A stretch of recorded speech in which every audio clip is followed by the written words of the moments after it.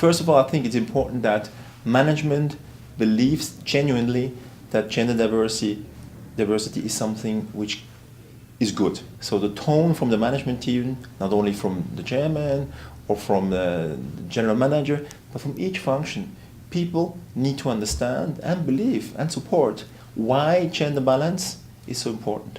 This is the first step. So we need buy-in of the leaders. Without the leaders, there will be no change. So that's the first thing. So we established really good explanation. We explained to the people, because not everybody was convinced at the beginning. It needs education. Once you understand, you actually start to believe.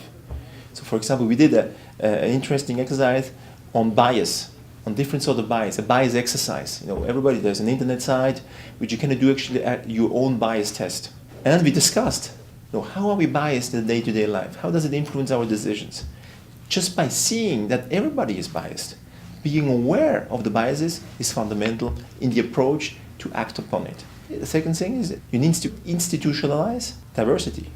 So it's not happening by chance. So we have a Women and Diversity Council at Sanofi, Brazil, where we have people from different areas, from different levels of organizations, which participate, men and women. And this council decides what are the policies we would like to implement. But also create ambassadors within the organization to promote gender diversity. I think this was really the key thing. We organized and we started in Sanofi, Brazil, this Women and Diversity Council in early 2015.